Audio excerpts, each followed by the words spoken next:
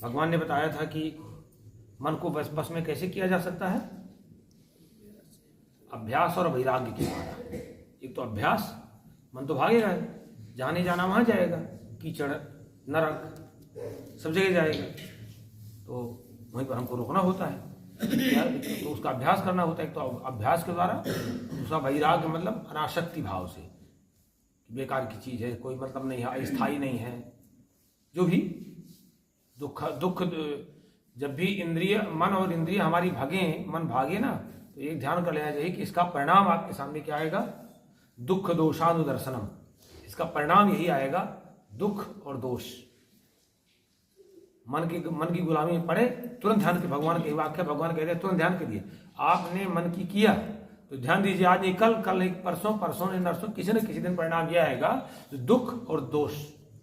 भगवान कहते हैं बार बार ध्यान करते रहिए कि मन की गुलामी करने का मतलब दुख दोषानुदर्शनम, दुख और दोष का अनुदर्शन करते रहिए। अगर वो लेना हो तो करिए, उसकी बात मानते रहिए।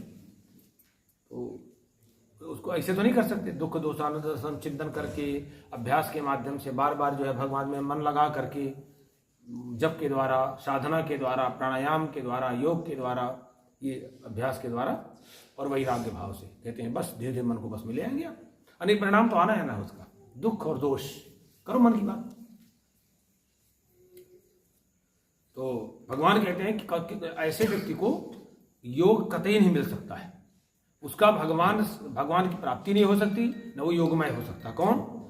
असंयतात्मना योग्यो दुष्प्रापैति में मति वस्यात्मना तु यतता शक्यो वातु बायता। भगवान कहते हैं कि असंयतात्मना, जिसका मन जिसके बस में नहीं है, जिसका बस में उसी का मन होता है जिसके विवेक होता है, जिसके विवेक क्या गलत क्या सही।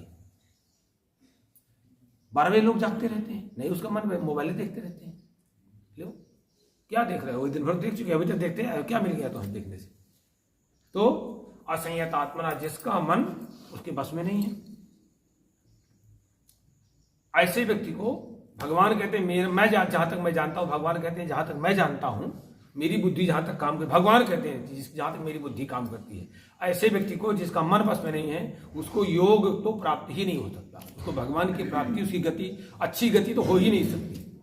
वो हमेशा नरक की ओर जाएगा, पतन की ओर, गिरावट की ओर। पहुंच जाएगा, किसी तरह पहुंच गया फिर पहुंच जाएगा वहीं। तो लेकिन पश्चात्मनात्मता, जिसका मन बस में है, ऐसा यतता मैंने प्रयत्नशील व्यक्ति के द्वारा उपायता माने साधन से योग सहज प्राप्त होना, ऐसा बिल्कुल सहज है योग प्राप्त करना। इसलिए मन पर काबू रखिए। मन तो जो मन चलेगा सो वही कहेगा।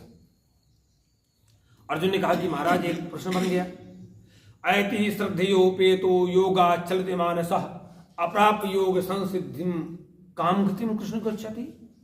कहते हैं कि नारायण आप ये बताइए, मान लीजिए किसी दिन कभी योग में परमात्मा में लगातार श्रद्धा रखता है कि तू कहीं भटक गया, मन उसका संयम नहीं कर पाया, तो आयति माने अंत काल में, मान लीजिए चलते चलते किसी भी काल में, अंत काल में मन उसका विचलित हो जाए, उसका मन विचलित हो जाए, तो भगवान योग की प्राप्ति तो होगी नहीं, भगवान की प्राप्ति तो उसको ही नहीं, भगवान का साक्षात्कार तो होगा नहीं।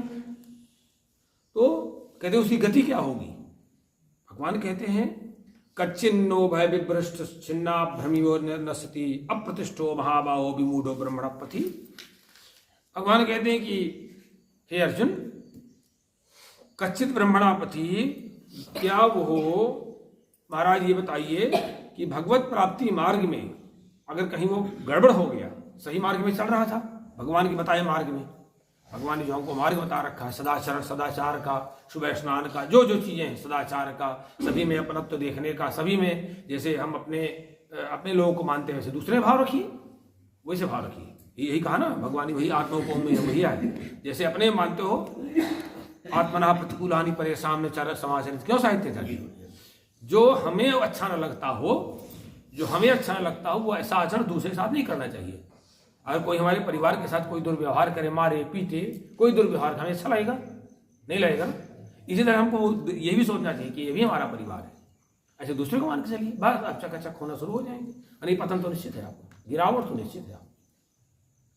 तो यही बात है तो भगवान कहते हैं कि अगर भगवान के बताया जो मार्ग है, मेरा जो भगवान का मार्ग है, अगर उसमें वो फंस गया, गड़बड़ हो गया, ऐसे अप्रतिष्ठा आस्था रहित पुरुष जो है कहीं भटक तो नहीं जाएगा, कहीं उसका पूरी तरह पतन तो नहीं हो जाएगा, पूरी तरह पतन तो नहीं हो जाएगा।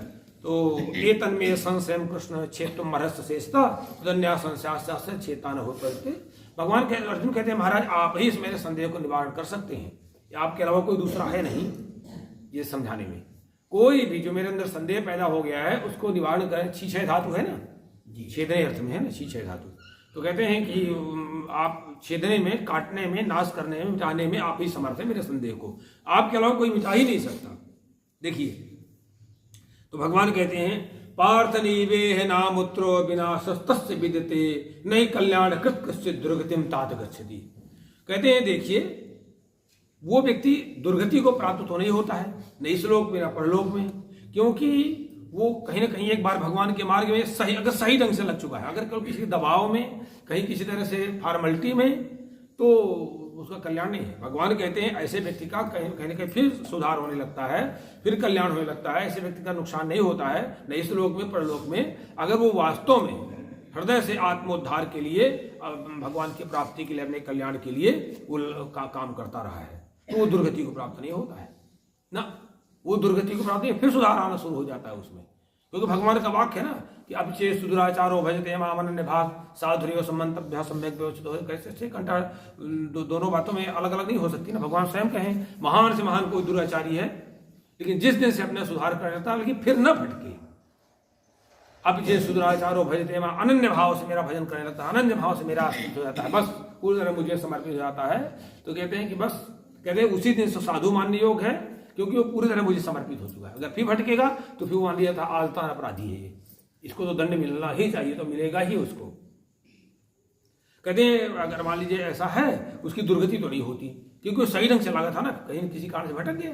कहते हैं फिर उसका क्या स्थिति बनेगी, प्राव पुण्यकृताम लोकानुसिता शाश्वती समाह सुची नाम श्रीमताम गेहि योग भ्रष्टो हो जाए थे। कैसे ऐसा व्यक्ति मान लीजिए भटकाव में आ गया, योग भ्रष्ट हो गया है, तो वो व्यक्ति पुण्यकृतान लोकान फिर से ऐसा फिर आश्रय वही ढूंढ लेता है, वो जहां से उसका कल्याण हुआ था उसी तरह का आश्रय फिर ढूंढ लेता है वो। उसी तरह से ये व्यवहार जगत में है, और लौकिक पारलौकिक जगत में वो पुण्यकृतान लोकान प्राप्त, वो पुण्यवान लोगों को प्राप्त करता है, स्वर्ग आदि उत्तम लोगों को प्राप्त करता है। वही तो स्वर्ग है, जहाँ अच्छा वातावरण वही स्वर्ग है, और जहाँ बुरा वातावरण वही नरक है, जहाँ ईर्ष्या, द्वेष, कलह, दुराचार, अनावश्यक चिंतन, हमारे माथे में तो नरक स्वर्ग रहता है। जिसे हम क्रोध में रहते हैं, जिसे हम गलत चिंतन में रहते हैं, वही उस समय हम नरक में रहते हैं, और जिस समय सच्चिंतन में रहते हैं उस समय हम स्वर्ग में रहते हैं। क्या आनंद रहता है देखिए। जिस समय केवल इंद्रिय सुख के बारे में विचार करते हैं उस समय थोड़ी देर के भले सुख मिल जाए, लेकिन बाद में दुर्गति होनी शुरू हो जाती है, उतने फिर परेशानी होती, उतने तनाव, उतने जो है तृष्णा फिर शुरू हो जाती है।